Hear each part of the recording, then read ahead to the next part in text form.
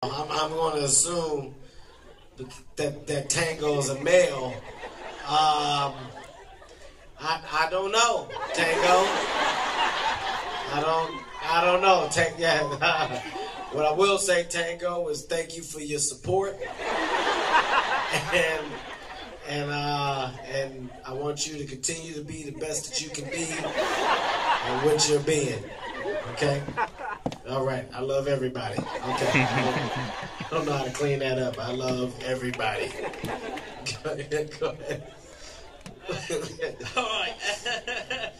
This is coming from at the Box Bakery, which is a suitable question for a bakery.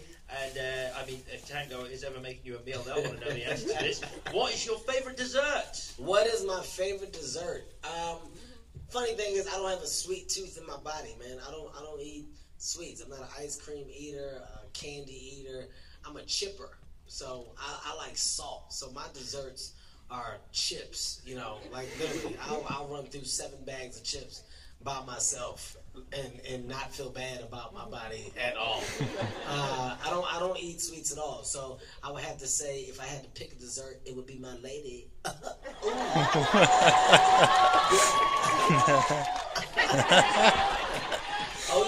Oh yeah, Tango. I said my lady. Just reiterating that, Tango, just in case. Okay, let's go. All right, this is coming from J. Pollock J, who is watching us live in Glasgow right now, up in Scotland. Did you always want to be a comedian, and what would you be if you weren't a comedian? Did I always want to be a comedian? What would I be if I wasn't a comedian? Well, to be honest with you guys, I don't have another option. All my eggs are in this basket. I wish I could sit up here and lie and say that I'm full of talent and there's so many other options that I have. I don't. If this didn't work, I'll be out here giving people bum bumps. I don't know what I would be able to do. It's comedy or nothing for me, man. I was blessed with a sense of humor and a personality and ability to make people laugh. I don't want to do anything else in life but this. And it's weird how you find out what your gifts and what your talents are. It took me a while to figure out what mine was, but once I knew. And I fell in love with the craft of comedy and entertaining, and that's it for me. So there is no plan B. There's only plan A, and that's why I think plan A has been this successful so far. I guess it's kind of a question you must get asked a lot, but obviously, you know, people know you for your stand-up, people also know you for your acting. If you had to pick one, if you were forced to pick one to do forever rather than the other, which would it be, stand-up or acting? It's definitely going to be stand-up because, you know, here's why. I'm where I am as an actor because of stand-up comedy. I'm where I am as an actor because stand-up comedy allowed me to build a fan base on my own, and that fan base has been loyal to me, you know. Now, my fan base loves to laugh. They love to see me perform. The movies are a bonus. If I stop doing stand-up comedy, I feel like I'm turning my back on the people who made me and helped me get to where I am, which is my fans. So I don't see that happening ever in life. That, I think for me, that would be the rudest thing in the world to do. I love to tell jokes, and I love the fact that telling jokes has allowed me to meet so many people and do so many things in life. Hence, I'm here because of my ability to tell jokes. You guys are here because you like the way I tell jokes. I like this relationship. I'm not going to stop this relationship. I'm not going to fucking cheat on you and leave and go to movies. So I'm a comedian forever. That's first and foremost, no matter what.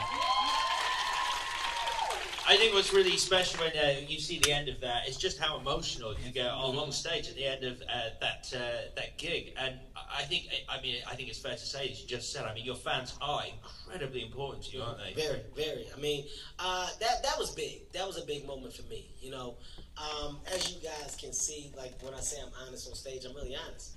I put it all out there. So at the end of that performance, you know, my emotions got the best of me because I got to see my dream become a reality. Like, you know, the lights went on and I see people standing up and clapping, and I'm thinking, like, I can't believe this. I'm in Madison Square Garden. you know, my mom passed away, so I get to thinking about how proud my mom is of me, and then I'm thinking like this is what you love to do, and these people enjoy. It was so much came over me, and thanking my fans is really what became an emotional moment, because the last thing that you want is for people to think that you take this opportunity for granted. And I think so many celebrities, so many people who get hit with the quote unquote fame, they take it for granted. You know, you guys don't have to support people. There's no obligation that makes you go out and spend money to see a movie or to buy a ticket to see somebody perform.